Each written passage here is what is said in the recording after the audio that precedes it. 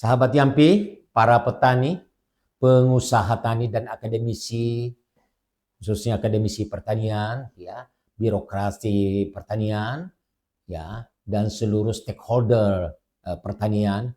Kembali lagi Yampi Podcast dalam program Ngopi Bareng MJH. Ngobrol santai seputar pembangunan pertanian, pembangunan secara keseluruhan bersama Muhammad Jafar Hafsah. Pada kesempatan hari ini, saya ingin menyampaikan informasi kepada kita semua yang bapak-bapak pun sudah paham sebenarnya. Tapi untuk bagaimana refreshing lagi ya, bagaimana kita berbisnis nangka. Buah nangka, bapak tentu ibu-ibu paham. Kalau nangka, kemudian matang, harum baunya, kemudian kita bisa makan. Dagingnya lecit, itu kuning-kuning, coklat-coklat, kuning, ya, semakin kuning, kemudian lecit dimakan, ya, kemudian ada bijinya, yang bijinya juga bisa dikeluarkan, ya, dan ada getahnya, sekalipun sudah matang, kalau dibuka itu ada getahnya, ya. Baik, nah apa saja, bagaimana nangka itu? Jadi pohon nangka dapat tumbuh dengan baik di berbagai kondisi lingkungan dan lahan. Jadi agroklimatnya bermacam-macam ya. Dalam berbagai agroklimat, kemudian lahan pun juga lahan-lahan termasuk lahan-lahan yang kering, lahan-lahan marginal, yaitu dapat tumbuh. Tapi tetap tentunya akan subur tumbuhnya pada lahan-lahan yang memang lahan-lahan subur. Nah, yang kedua, pohon nangka mampu menghasilkan buah dalam jumlah banyak dengan ukuran yang besar ya dan sepanjang waktu. Jadi dia tidak punya musim ya. Itu hebatnya, sama dengan pepaya. Jadi selalu dapat berbuah. Beda dengan mangga, ada musim mangga, ada musim durian, tapi kalau nangka terus-terus berbuah. Dan cirinya nangka, buahnya itu melekat di batang-batang ya. Bukan di spesial tangkai, kemudian ada apa namanya gantungannya. Tidak, ini melekat-melekat saja di apa namanya di batang pohon. Hampir seluruh bahagian tanaman nangka dapat dimanfaatkan dan memiliki nilai ekonomi. Ya, jadi dari bagian-bagiannya, jadi kemudian kita bisa mengatakan pohon industrinya, ya, daripada nangka itu dapat digunakan atau dapat menjadi konsumsi dalam bentuk berbagai jenis konsumsi, ya. Nangka muda, ya. Jadi oke, nangka matang dulu. Nah, buah nangka ya yang matang kemudian memiliki rasa manis, ya, manisnya enak ya, aromanya khas yang disukai banyak orang. Aromanya khas itu, kemudian dagingnya tadi legit kalau digigit ya, kemudian sungguh apa namanya, sungguh-sungguh menyenangkan. Kemudian kalau nangka muda yang masih muda, umur-umur beberapa waktu sampai menjelang matang ya, itu dapat diolah menjadi berbagai jenis masakan juga ya. Nah, nangka matang dapat diolah menjadi beragam produk makanan dan minuman. Jadi kalau sudah yang matang tadi, buah nangkanya itu dapat diolah menjadi berbagai berbagai jenis makanan. Ya, berbagai ya. Nangka tadi menjadi cemilan-cemilan ya, menjadi apa namanya? Bisa dikombinasi menjadi kue. Nangka mengandung karena nangka itu mengandung vitamin C ya yang cukup besar. Ya, tentunya yang dibutuhkan untuk menjaga daripada kesehatan ya, untuk menjaga stamina kita. Nangka mengandung kalium ya, ya. Kemudian kayu nangka dapat digunakan untuk membuat furnitur dan kerajinan-kerajinan tangan yang lainnya. Dapat dibuat patung, dapat dibuat kursi, dan itu pohon nangka juga termasuk legit. Batangnya itu agak kompak ya, sehingga bagus itu juga menjadi wadah ukir diukir-ukir ya. Jadi itu kalau nangka. Kalau di kampung biasanya juga dibuat gasing ya, gasing untuk permainan. Kalau dia apa namanya, dia tekstur kayunya itu agak kompak ya, kuat kokoh sehingga bisa dijadikan furniture yang baik alat ukiran dan dibuat mainan berupa gasing, tentunya dibuat patung, dibuat apa segala ya. Nah, produk olahan dapat juga dibuat untuk rumah ya, untuk menjadi dibuat untuk konstruksi untuk rumah kayu ya. Nah, dapat dibuat papan untuk lantai dan dibuat beberapa bentuk potongan-potongannya untuk dibuat bangunan. Jadi bukan hanya furniture, tapi dapat dibuat menjadi rumah atau bentuk-bentuk rumah. Nah, kemudian kalau nangka kita bisa menjualnya tadi dalam bentuk mentah atau masih mudah, menjelang matang, menjelang masak, dan juga buah yang matang, ya, kemudian dikonsumsi, ya. Nah, kemudian produk olahan nangka itu, ya, tadi, ya, dapat dengan berbagai dapat meningkatkan tentunya hasil jualnya, nilai tambahnya. Nah, jadi kemudian jangan lupa mahkotanya nangka itu juga bagus, mahkotanya bagus. Jadi dia juga masuk dapat kategorinya dijadikan pohon untuk menjadi pohon untuk hutan ya, bisa menjadi berfungsi hutan. Mahkotanya bagus, besar, jabatannya kokoh ya, dan juga dapat tumbuh di berbagai jenis. Jadi dia bisa dijadikan pohon-pohon penghijauan ya, yang fungsinya sungguh-sungguh untuk penghijauan saja, bukan untuk buah, tetapi dapat yang tentunya yang untuk melindungi lingkungan atau dengan tahu pohon ini menghasilkan O2 yang cukup. Nah, kemudian bagian tanaman nangka yang dapat dimanfaatkan, ini pohon industrinya. Ya, sebenarnya bisa juga ya kami sajikan itu pohon industrinya, tapi kali ini kita hanya mengurainya. Jadi kita mulai buah batang, ya, buah matang maksudnya. Buah matang itu dikonsumsi ya langsung ya, kemudian dikonsumsi segar, tentunya dikonsumsi dalam bentuk segar, dikonsumsi langsung, atau diolah menjadi ya makanan lain, bentuknya keripik, dodol, selai, minuman, dan lain-lain lagi yang bisa dibuat dari nangka. Buah muda ya dibuat untuk sayur lodeh ya, itu di sayur, yang kemudian sayur disantan ya, kemudian juga biasa tentu populernya sayur gudeg ya, untuk jadi sayur yang dijadikan gudeg. Nah, kemudian bentuk sayur gulai ya. Jadi kita itu di warung Padang itu selalu ada sayur nangka ya.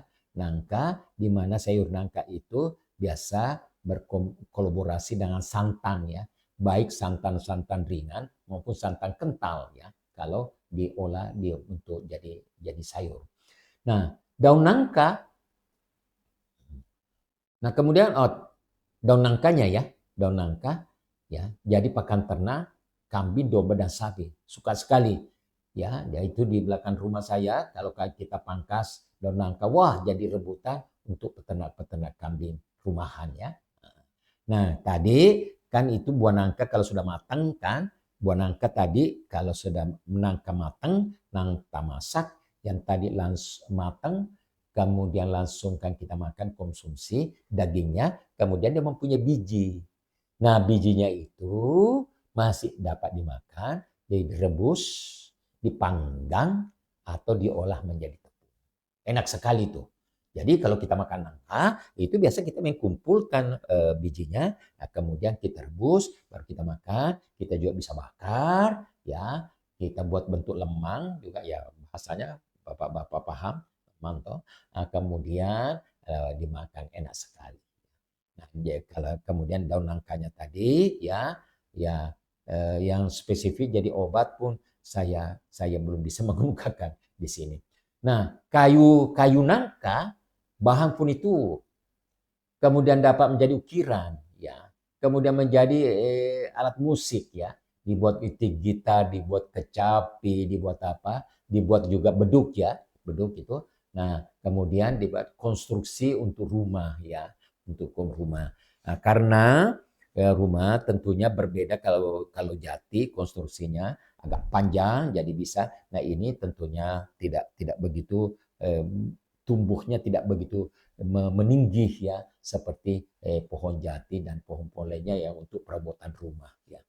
Nah, kemudian kulit buah nangka dapat dijadikan kompos, diolah jadi pakan ternak serta bahan baku produk inovatif seperti pektin, biorang, biogas. Dan jangan lupa juga getahnya. Getahnya itu ya diolah menjadi lem dan sejenisnya. Ya bisa menjadi karet ya. Kemudian kalau diolah ya sangat lengket. Dan di buah matang pun, di buah nangka matang pun masih ada getahnya. Sehingga kalau kita makan pakai tangan kita mesti pakai minyak, bukan? Nah, gitu.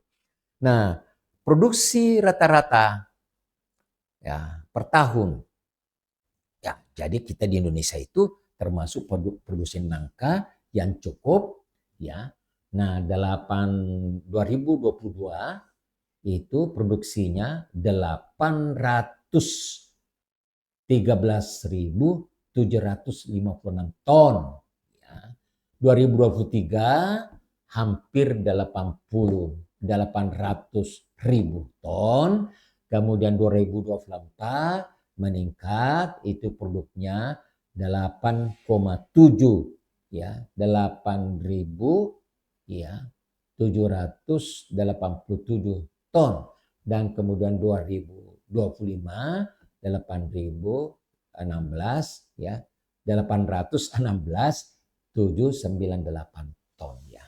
Nah, rata-rata konsumsi cuma 800.000 ton. Ya. Jadi sehingga kita sebenarnya sudah swasembada ya. Nah, kecuali kita tingkatkan bentuk-bentuk olahannya sehingga lebih banyak permintaan daripada nangka tersebut. Oleh karena itu, kita sungguh-sungguh menyarankan bahwa para produsen nangka bukan hanya langsung menjual nangka mudahnya dan nangka matangnya, tetapi dia nanti dapat mengolahnya sehingga dia mempunyai nilai tambah yang lebih besar. Nah, peluang ekspor. Beberapa negara membutuhkan nangka untuk diekspor, ya, seperti Amerika Serikat, Belanda, Inggris, Jerman, ya, dan beberapa negara di Asia sedang mengalami tren kenaikan gaya hidup vegetarian dan vegan yang sangat pesat sehingga nangka muda yang berserat sering dijadikan pengganti daging. Kan luar biasa. Kenapa bisa jadi?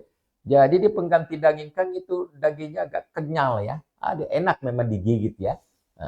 Nah, terutama jenis nangka memang yang nangkanya gurih seperti itu.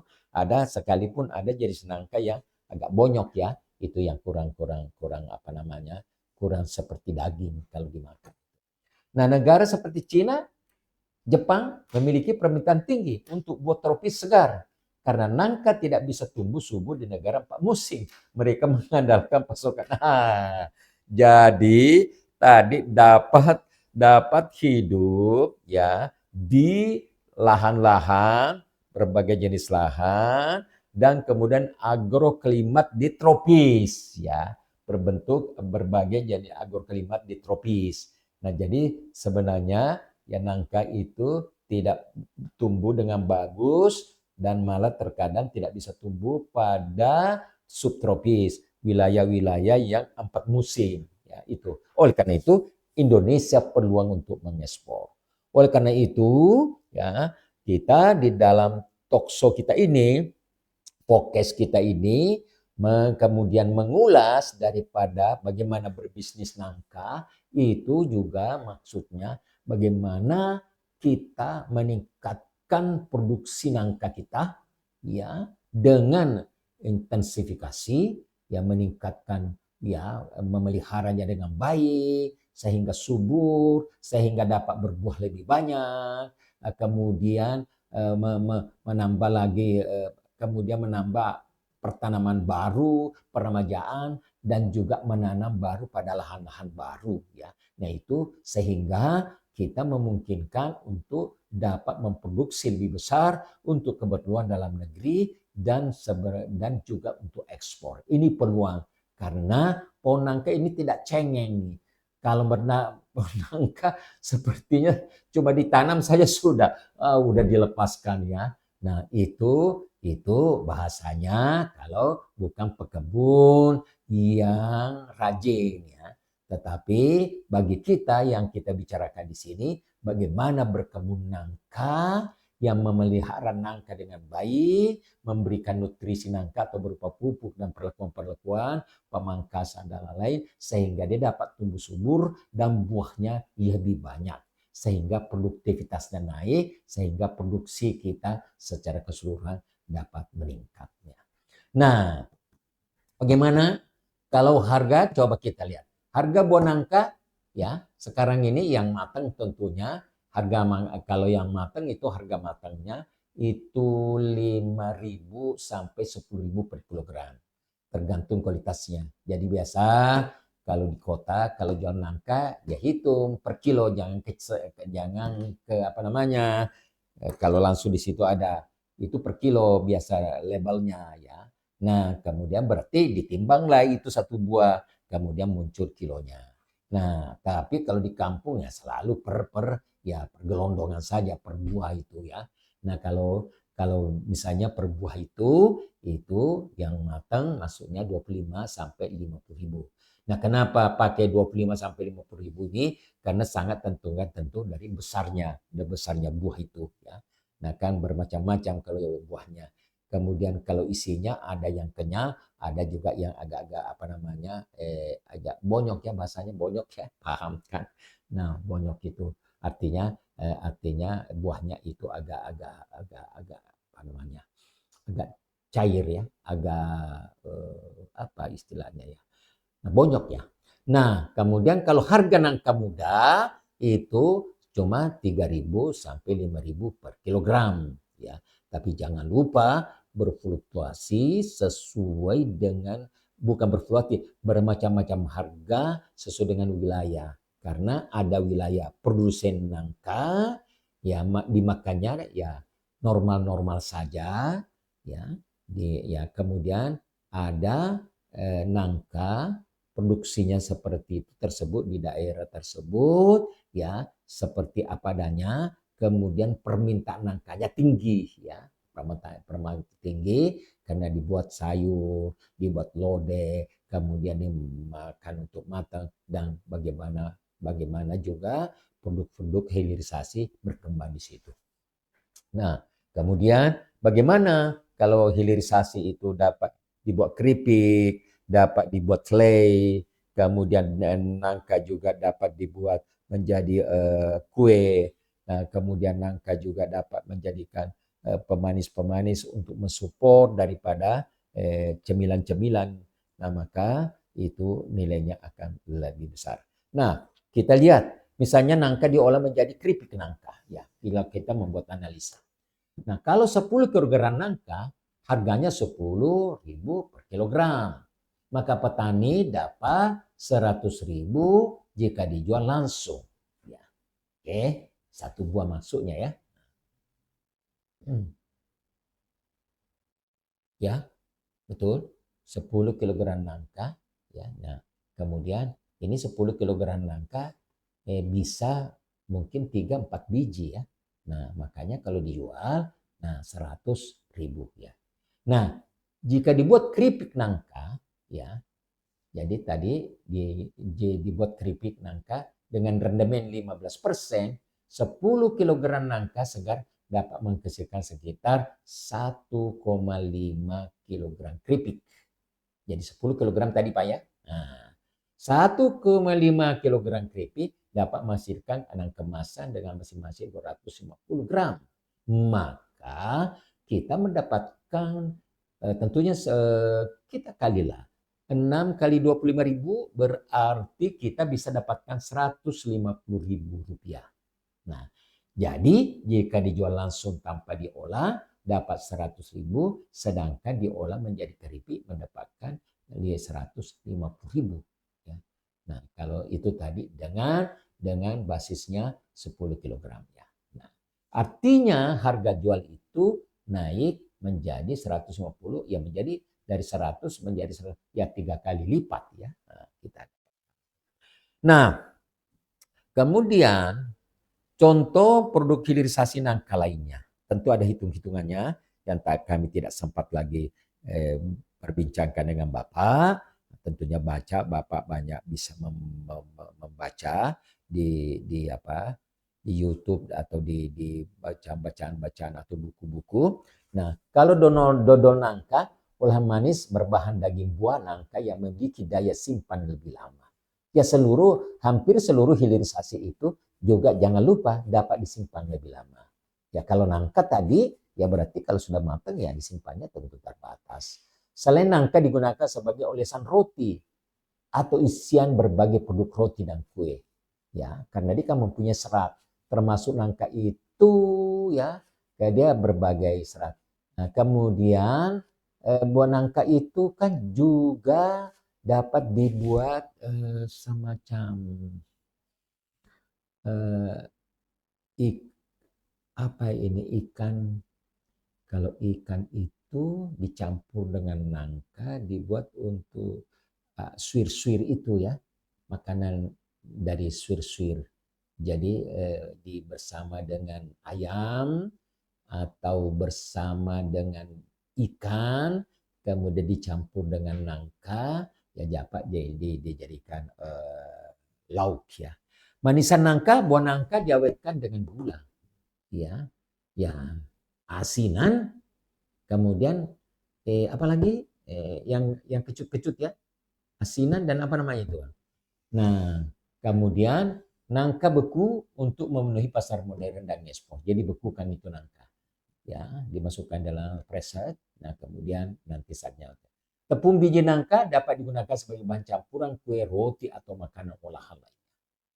Ya, kemudian kerupuk biji nangka ya memanfaatkan lebih banyak menjadi biji produk bernilai jual. Bukan hanya buahnya, di antaranya itu kalau dicabut buah kan ada lagi di situ sekat-sekatnya, ya dinding-dindingnya daripada tadi daripada buah, ya. Nah kemudian itu juga masih dapat dijadikan keripik. Es krim nangka, rasa nangka. Jadi aromanya, jadi aroma nangkanya dapat dibuat es krim, mungkin juga dapat dibuat kolak ya, dicampur karena aromanya seperti durian kan ya. Permen nangka, yogurt dan minuman fermentasi nangka, luar biasa. Luar biasa kegunaannya. Nah, ini semua kalau dapat diolah ya, kalau bisa satu kita ya industri ya, satu industri mendirikan untuk membuat kerupuk, membuat tadi selai, membuat apa, bisa mendapatkan keuntungan 10 kali ya daripada menjual langsung tadi atau satu biji nangka. Nah, kalau brand-brand lokal itu ya keripik nangka Manna menjual keripik nangka sebagai salah satu produk oleh unggulan Bali. Ini tidak ada katanya, ini kita sudah iklankan ini karena sudah merek ini sebetulnya ini. Gudeg kaleng ya, gudeg kaleng nangka mudah diolah menjadi produk siap saji dengan masa simpan panjang. Ya, oh gudeg kaleng betul-betul. Contoh produknya dari merek Bu Cipto 1925. Dodol nangka produksi oleh berbagai UMKM di Lombok dan NTB. Misalnya Kube, Waro, Ude, Azahoro. Ya, luar biasa ini perusahaan ini. Kita ngambil sebagai contoh. Saya juga belum pernah memakan itu sih sebetulnya. Nah, kemudian bagaimana petani bisa berbisnis hilirisasi? Nah, kan tadi petani itu, petani nangka, pekebun nangka, ya, itu kan mempunyai pohon nangka di kebunnya, dipelihara, dan pada umumnya atau hampir seluruhnya hanya menjual produknya dalam bentuk mentah atau masih muda maksudnya dengan nangka matang. Ya, itu tadi. Nah, bagaimana petani nangka ini bisa mendapatkan nilai tambah dalam bentuk hilirisasi, maka petani nangka itu, pekebun nangka itu bergabung ya. Ya sekitar ya jumlah lahannya yang kita hitung ya seratusan hektar ya seratusan hektar bergabung ya, tidak selalu bergabungnya dengan kompak tetapi berdekatan tentunya. Kemudian itu dalam 100 hektar itu kan ada pemiliknya. Kalau 1 hektar satu pemiliknya berarti ada 100 pekebun di situ. Itu bergabung menjadi satu kelompok nangka. Ya. Nah, dari kelompok ini membentuk wadah koperasi. Nah, koperasi itulah adalah wadah bisnis. Ya, wadah usaha. Jadi samping tadi berusaha tani yaitu menanam ya, yang memerlukan tentu hitung-hitungan bagaimana menanam, bagaimana keuntungannya ya. Nah, kemudian lagi melanjutkan di petani tadi karena kalau petani 1 hektar, petani tanamannya cuma terbatas dalam 1/2 hektar, ya kan bagaimana bisa menjadikan dia mengolah, karena dia mengolah itu selalu ada skala ekonomi ya daripada bahan olahan itu ya. Skala ekonominya jumlah buah nangka waktu-waktu tertentu yang bisa diolah, dan yang kedua harus ada alat olahnya, harus ada pabriknya, harus ada alat pengolahan. Nah, maka dengan membentuk koperasi, maka koperasi inilah yang membuat industri ya pengolahan. Baik tadi di situ bagaimana industri keripik, bagaimana nangka itu dijadikan selai, bagaimana nangka itu tadi dijadikan tepung, itulah koperasi tadi yang menggabung itu, yang anggotanya adalah 100 hektar, yang pemiliknya mungkin 100 orang atau 200 orang. Tentunya kalau koperasi bahasa bisnisnya mempunyai saham di situ, bukan dengan yang ditentukan kan yuran-yuran itu ya yang sudah koperasi Bapak sudah paham. Nah, berarti bersama-sama mendapatkan keuntungan nilai tambah dengan hilirisasi dari nangka. Jadi di samping nangka itu dijual gelondongan tadi yang mentah, yang belum matang, ya, yang muda, kemudian juga yang sudah matang, ya sudah masak, kemudian dijual, dan sebagiannya diolah menjadi hilirisasi keripik dan lain-lain. Dan berarti petani pekebun itu sendiri yang mendapatkan hasil atau penjualan, mendapatkan pendapatan daripada hilirisasi yang rata-rata 10 lipat keuntungannya dibanding membuat gelondongan. Ya tadi menjual gelondongan. Namun tadi tetap kita mengatakan bahwa tetap menjual gelondongan, menjual nyamta, dan juga hasilnya lagi itu sebagai dikumpulkan dan diolah di dalam koperasi tersebut. Dengan manajemen tersebut dapat sama-sama menikmati. Itu sebenarnya makna daripada talkshow kami ini, bagaimana berbisnis berbisnis daripada produk-produk pertanian ini ya, seperti nangka ini. Dengan demikian kita tidak meninggal oleh karena itu petani sekarang ini kita jadikan di samping pengusaha tani ya yang biasa tanam menanam dan memetik, kemudian juga kita jadikan pebisnis. Oleh karena itu berbisnis tidak sendiri karena dengan areal dia punya ya, kemudian dia menggabung ya, kemudian membuat kelompok dengan hitungan arealnya, area 100 itu, kemudian itu memungkinkan skala ekonomi untuk mendirikan industri, ya, maka bergabung mendirikan koperasi, nanti ada pengurus, ada lain-lain, berarti ada keuntungan tambahan lagi yang diperoleh bukan hanya dengan membuat buah segar tadi itu. Di situ makna daripada talkshow kita ini. Oleh karena itu, petani-petani Mari kita lebih lagi mengantarkan bapak-bapak menjadi pengusaha tani dalam bentuk koperasi.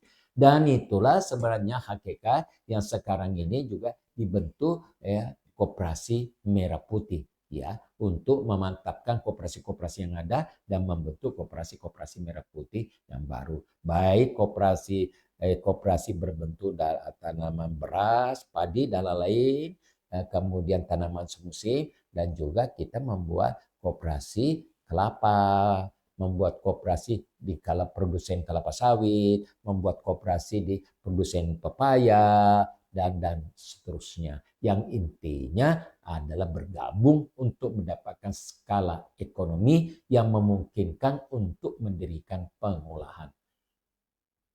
Begitu Bapak sekalian yang kita ulas pada kesempatan ini. Semoga betul-betul ada manfaatnya bagi kita semua, yang menyampaikan hal-hal ini untuk memberikan support, memberikan bagaimana Bapak sungguh-sungguh petani itu juga menjadi pengusaha ya. Nah, tentang komoditi nangka ini. Wabillahi taufiq wal hidayah. Assalamualaikum warahmatullahi wabarakatuh. Mari bersama belajar dan bergerak. MJH Agri Connect, jembatan ilmu dan aksi. Bersatu membangun petani mandiri. Untuk negeri kita raih prestasi. Oh!